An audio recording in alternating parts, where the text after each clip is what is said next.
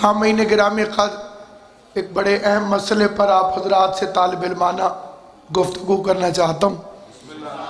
کئی لوگ یہ سمجھتے ہیں کہ پیغمبر کا وصال ہوا ہے، اور وہ اس جاہلانہ موقف کو بڑی دیدہ دلیری کے ساتھ، اور کئی لوگ ڈرتے ڈرتے امام حسن کی شہادت، رسول خدا کا وصال، ان لوگوں کی غلط فہمی کو دور کرنا چاہتا ہوں۔ اور جو فکرے میں آپ حضرات کی خدمت میں عرض کر رہا ہوں، ان کا تعلق خطابت سے نہیں ہے، بلکہ ان کا تعلق اصول مذہب شیعہ کے ساتھ ہے۔ یعنی یہ خطابت نہیں ہے، شیعت ہے۔ یہ مذہب شیعہ خیر البریہ ہے، اور وہ یہ کہ معصوم طبعی موت نہیں مر سکتا۔ میں نے دعویٰ کیا ہے آپ حضرات کی خدمت میں، دلیل دینا مجھ پہ واجب ہے۔ معصوم طبعی موت سے نہیں مر سکتا، اس لیے کہ معصوم کائنات کو کنٹرول کرنے والی اتھارٹی کا نام ہے، جو فرش سے لے کے عرش تک، سرا سے لے کے ثریا تک، واجب سے لے کے امکان تک، اس کائنات کے نظام کو درہم برہم نہیں ہونے دیتا۔ سورج وقت پہ نکلتا ہے، یہ حجت کا کنٹرول ہے۔ چاند وقت پہ ابھرتا ہے، یہ حجت کا کنٹرول ہے۔ ستارے آپس میں نہیں ٹکراتے، یہ حجت کا کنٹرول ہے۔ زمین اپنے مدار پہ چلتی ہے، یہ حجت کا کنٹرول ہے۔ زندگیاں بانٹی جاتی ہیں، یہ حجت کا انتظام ہے۔ موت کا وقت مقرر کیا جاتا ہے، یہ حجت کا انتظام ہے۔ تو جو حجت کائنات کا نظام نہیں بگڑنے دیتی، وہ اپنے جسم کا نظام کیسے بگڑنے دے گی؟ اگرچہ یہ وقت ایسی کسی بحث کے چھیڑنے کا نہیں ہے، لیکن پھر بھی توجہ چاہتا ہوں۔ زندگی کیا ہے؟ عناصر میں ظہور ترکیب۔ موت کیا ہے؟ انہی اجزاء کا پریشان ہونا۔ حالانکہ مذہب اہل بیت میں، اب یہ دنیا والے کہتے ہیں کہ ہم 4 عناصر سے بنے، یعنی زندگی جو ہے وہ 4 عناصر سے ظہور پذیر ہوتی ہے۔ اس میں گنتے ہیں آگ، پانی، مٹی، ہوا۔ تو بندے بالکل سوئے ہوئے ہیں۔ حقہ بھی انہی 4 چیزوں سے بنتا ہے۔ جنہوں نے حقہ دیکھا نہیں سنیا تو اسی، حقہ بھی انہی 4 چیزوں سے بنتا ہے، آگ سے، پانی سے، مٹی سے، ہوا سے۔ شیطان نے آدم میں ایک ہی چیز پر اعتراض کیا ہے، مٹی۔ یہ 3 کا ساتھی ہے، مٹی کا دشمن ہے۔ شیطان کی نشانی سمجھ میں آئی؟ اس کا اعتراض آگ پر نہیں ہے، پانی پر نہیں ہے، ہوا پر نہیں ہے۔ اس لیے کہا خلقتنی من نار و خلقتہ من طین، میں آگ سے بنا ہوں، یہ مٹی سے بنا۔ اللہ نے اس کی عبادتوں کو ضائع کر کے لعنت کا توق گلے میں ڈال کے اصول بنا دیا۔ جب میں تراب کے منکر کو معاف نہیں کرتا تو ابو تراب کے منکر کو کیسے معاف کر دوں؟ اعلان ولایت علی کے بعد پیغمبر پر 12 قاتلانہ حملے ہوئے، 12 قاتلانہ حملے۔ اعلان غدیر کے بعد کہ ہم تو مسلمان ہی اسی لیے ہوئے تھے کہ بادشاہ بنے، اور تو تاج علی کے سر پہ رکھ گیا۔ چنانچہ پہلا حملہ ہے، قاتلانہ حملہ ہے پیغمبر پر، جس کا نام ہے تاریخ میں واقع عقبہ۔ یہ باتیں جو میں عرض کروں گا آپ کی خدمت میں، وہ صرف شیعہ کتابوں میں ہوں تو زیادتی ہے، پھر مجھے نہیں پڑھنی چاہیے۔ برادران اہل سنت کی کتابیں بھری پڑی ہیں کہ 12 مشتنڈوں نے ارادہ کیا کہ پیغمبر کو پہاڑی پر اونٹ سے اترتے ہوئے قتل کر دیا۔ انہوں نے ایک پتھر کو لڑھکایا، دھکا دیا ایک پتھر کو، تاکہ سرکار کی اونٹنی بدک جائے، یعنی حضور اونٹنی پر بیٹھے ہوئے اور اونٹنی سمیت پہاڑی پر چڑھ رہے ہیں، وہ اوپر کھڑے تھے اس طرح سے، اور انہوں نے اوپر سے پتھر کو، آج تک ڈاکو ایسے کھڑے ہوتے، اور پتھر کو لڑکایا۔ اچانک بجلی چمکی، ادھر سے ہوا چلی، نقاب اتر گئے، ادھر سے بجلی چمک گئی۔ پیغمبر نے ایک صحابی کو ان کے چہرے دکھائے۔ نبی وہ نہیں ہوتا جسے صرف روشنی میں نظر آئے، نبی وہ نہیں ہوتا جسے صرف روشنی میں نظر آئے، نبی کو اندھیرے میں بھی پتا تھا کہ یہ کون ہے، لیکن ایک صحابی کو وہ چہرے دکھائے۔ میں ایک پکی نشانی تمہیں بتانا چاہتا ہوں، اور میری منت ہے کہ ان آدھی جاگتی اور آدھی سوئی آنکھوں سے یہ بندے کا نام اگر کسی کا حافظہ ساتھ نہیں دیتا، وہ کاغذ پین سے لکھ لے گا تاکہ اسے یہ نام یاد رہے، اور وہ نام لکھ کے اپنے پاس رکھ لے، اور اگر کوئی نام یاد رکھ سکے تو وہ یہ نام یاد رکھ لے۔ یہ میرے سامنے علم عباس ہے، میں تو جھوٹی بات کروں گا نہیں، جتنے بندے سننے ہیں وہ اس کو اچھی طرح سے سن لیں۔ اپنے کسی بھی پڑھے لکھے غیر شیعہ مولوی سے پوچھنا کہ رازدار رسول کون ہے؟ کیا جی؟ رازدار رسول کون ہے؟ تو وہ ہیں حذیفہ یمانی، حذیفہ یمانی۔ پیغمبر نے حذیفہ یمانی کو وہ 12 شکلیں دکھا دی، دیکھ حذیفہ یہ منافق ہیں، یہ مجھے قتل کرنا چاہتے ہیں، حذیفہ میرا راز اپنے پاس رکھنا اور ان کے نام کسی کو نہ بتانا۔ وہ بدماش اتنے پاورفل تو تھے کہ نبی کو نام چھپانے پڑے، اتنے پاورفل تھے وہ منافق کہ احمد مختار کو، سید ابرار کو ان کے نام چھپانے پڑے۔ برادران اہل سنت بھی مانتے ہیں کہ حذیفہ رازدار رسول ہے۔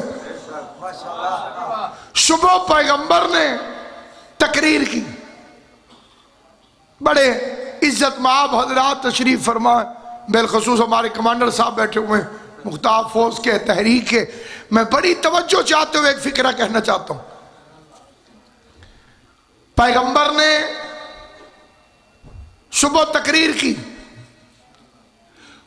اور آقا نامدار نے اس تقریر میں فرمایا، رات میرے قتل کی سازش کی گئی تھی اور 12 لوگوں نے مجھے مارنے کا منصوبہ بنایا تھا، اللہ نے مجھے بچا لیا۔ وہ 12 لوگ اس مجمع میں موجود ہیں، وہ 12 لوگ اس مجمع میں موجود ہیں، اور یہ جنت میں ایسے نہیں جا سکتے جیسے اونٹ سوئی کے نکے سے نہیں گزر سکتا۔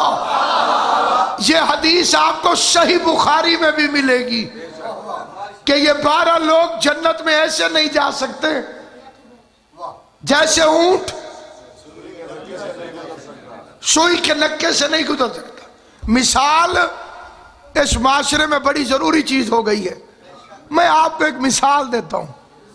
میں اعلان کروں، حضرات ابھی جب میں باشنا آ رہا تھا تو 2-3 آدمیوں نے رستے میں میری گاڑی روک کر مجھے قتل کرنے کی کوشش کی. وہ بندے اس مجلس میں موجود ہیں. ذاتی رشتہ داری تو ہے نہیں، تعلق ہے حسین ابن علی کی وجہ سے، تعلق ہے مولا علی کی ولایت کی وجہ سے. اس محبت میں کتنے لوگ ہوں گے جو اس مجمع سے کھڑے ہو جائیں گے. علامہ صاحب 200 بندے کتنے بیٹھے ہیں؟ آپ اس لیے کھڑے ہوں گے کیونکہ آپ کو مجھ سے محبت ہے. جس مجمع میں نبی نے تقریر کی تھی وہاں کوئی کھڑا نہ ہوا، کوئی کھڑا نہ ہوا. ان کا کھڑا نہ ہونا اس بات کی دلیل ہے کہ وہ سازش میں شریک تھے. اب سنیے حذیفہ کا کیا ہوا. اسے بڑے بڑے لوگ اکیلے کر جاتے تھے. کس کس کو دیکھا تھا؟ اب میں کیا کروں؟ تھوڑے ہونا بھی جرم ہے،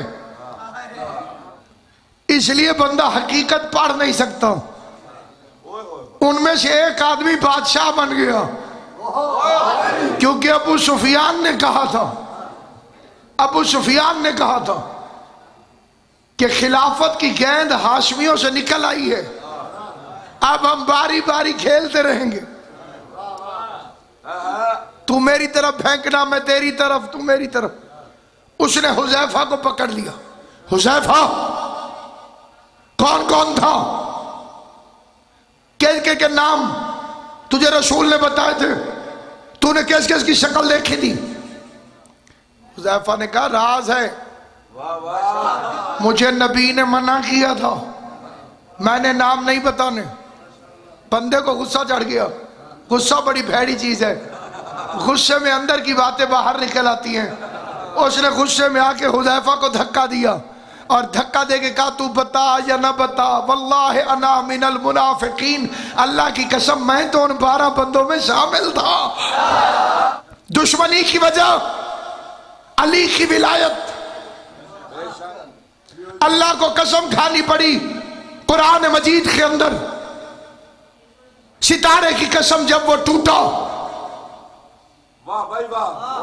تمہارا صاحب ما غل صاحبکم، تمہارا ماسٹر، تمہارا نبی نہ کبھی پھٹکا نہ بہکا. حضور یہودیوں کے ساتھ تو نہیں تھے، عیسائیوں کے ساتھ تو نہیں تھے، مشرکوں کے ساتھ تو نہیں تھے، مسلمانوں کے ساتھ تھے. تو انہوں نے کیوں کہا مصطفیٰ سے کہ تو گمراہ ہو گیا ہے؟ پیغمبر پڑھتے تھے علی کے فضائل اور یہ بے غیرت کہتے تھے یہ تو علی کا دیوانہ ہو گیا ہے، یہ تو علی کی محبت میں پاگل ہو گیا ہے معاذ اللہ، یہ تو ہر وقت علی کے فضیلتیں پڑھ پڑھ کے ہمیں کھا جائے گا. اللہ نے کہا ستارے کی قسم جب وہ ٹوٹا میرا حبیب نہ گمراہ ہوا نہ بہکا. وما ينطق عن الهوى، یہ اپنی مرضی سے نہیں بولتا. ان هو الا وحی یوحى، میں وحی کرتا ہوں تو یہ علی کے فضائل پڑھتا ہے. جب میں وحی کرتا ہوں تب یہ علی کے فضائل پڑھتا ہے. کیونکہ ایک پریشر گروپ بن چکا تھا. غدیر کے بعد بپھرے ہوئے منافقین متحد ہو چکے تھے. یہ چھوٹی جرت نہیں کہ نبی قلم مانگے اور وہ کہے نہیں دیتے. اسے آپ چھوٹی جرت نہ سمجھیں کہ نبیوں کا سلطان کہے کہ مجھے قلم اور دوات دو تاکہ میں تمہیں کچھ لکھ دوں. تم قیامت تک گمراہ نہیں ہوں گے. حسبنا کتاب اللہ، اللہ کی کتاب کافی ہے. اسٹوڈنٹ جتنا نالائق ہو استاد کا دشمن ہوتا ہے اور اسے کتاب سے پیار ہوتا ہے. جتنا بھی نالائق ہو اسے جلدیں چڑھاتے دیکھو، نئی کتاب پہ نام لکھتا دیکھو، بستے کو سنبھال سنبھال کے رکھے گا. کیونکہ سکول سے بھاگ جائے تو کتابیں کچھ نہیں کہتی، استاد چھوڑتا نہیں. یہ جو سوئے ہوئے ہیں انہیں یاد ہوگا سکول سے بھاگنے کا زمانہ، بس سکول سے نکل گئے، گھر والوں نے سمجھا سکول گئے، بستہ ٹانگ کے کرکٹ شروع۔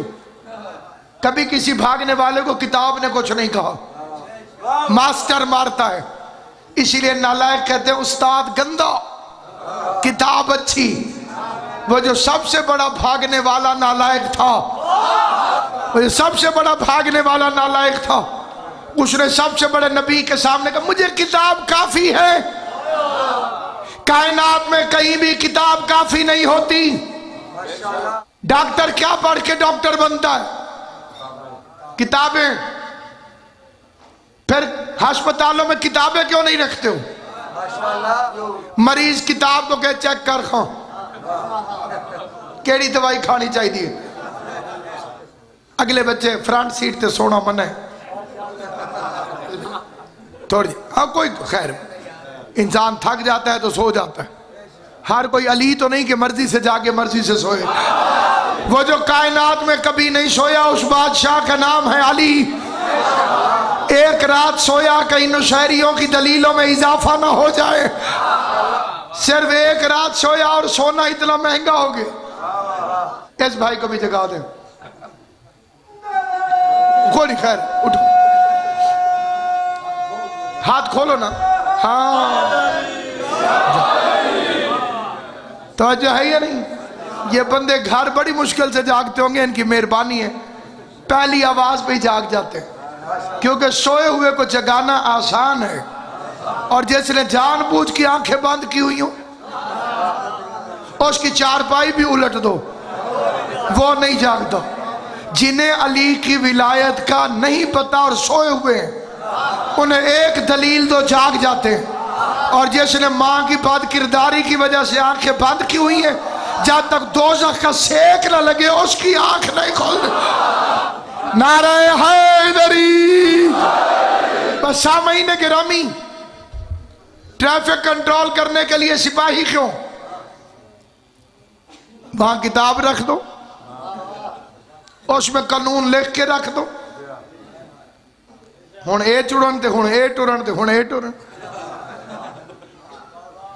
تھانوں میں کتابیں رکھو، چور آگے ہے جی سزا دیں، چودھری صاحب کتاب نو آگے یہ میں تو بالکل نہیں آگے دیتا۔ کبھی کسی چودھری صاحب کو آپ شاہ صاحب کہے نا وہ راضی نہیں ہوگا، کیونکہ اگے جو دی ذات چنگی بھلی ہے۔ سید نہ بننے کا شوق ہی انہی کو ہوتا ہے جو پہلے کمی کمین ہو، ان کی اپنی ذاتیں بتانے کے لائق ہوتی تو سید نہ بنتے۔ منموہن سنگھ جو مسلمان ہو جائے تو اس کا نام کیا رکھیں گے؟ انڈیا کا وزیر اعظم کہے جی مجھے پاک کریں، میں کہوں نہا کے آ جاؤ، پڑھے لکھے بندے مجھے ماریں گے کہ مزید پلید ہو گیا، کیونکہ کافر گیلا ہو جائے تو مزید نجس ہو جاتا۔ کتا اور کافر یہ گیلے ہو جائیں تو اور خطرناک۔ ہر چیز کو پانی پاک نہیں کرتا، کافر کو محمد کا کلمہ پاک کرتا۔ ہر چیز کو پاک کرنے کی چیزیں علیحدہ ہیں۔ جوتی پلید ہو جائے تو دھونے سے پاک نہیں ہوتی، خشک مٹی پہ چلو تو اس کا تلوہ پاک ہو جاتا ہے۔ زمین جوتی کے تلوے کو پاک کرتی ہے، آگ لوہے کو پاک کرتی ہے، پانی کپڑوں کو پاک کرتا ہے، دھوپ چھتوں کو پاک کرتی ہے، اسلام ظاہر کو پاک کرتا ہے، ایمان باطن کو پاک کرتا ہے، علی کی محبت شجرہ نسب کو پاک کرتی ہے۔ اگر کسی برتن کو کتا چاٹ جائے سرف ایکسل سے پاک نہیں ہوگا،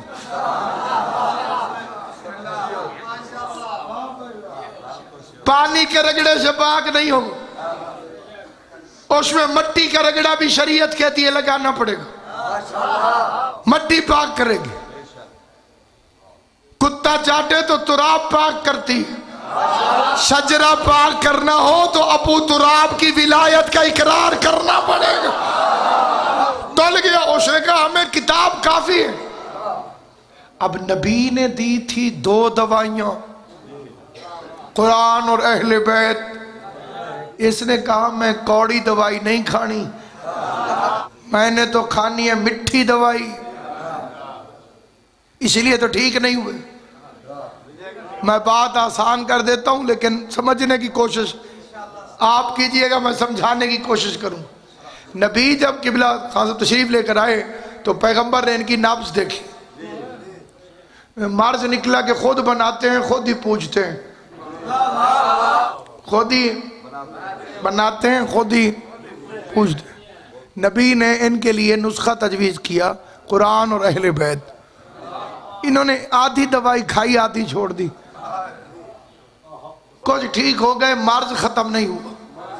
پہلے اللہ بناتے تھے پھر خلیفے بنانے لگے۔ یہ بت کیسے گمراہ کرتا ہے، وہ تو بولتا ہی نہیں۔ وہاں بٹھا دیا جاتا ہے جہاں کے لائق نہیں ہوتا، جو بھی کسی مقدس جگہ پر بٹھا دیا جائے اس جگہ کے لائق نہ ہو بت ہے۔ اور معاف کرنا 3 بت بڑے خطرناک تھے۔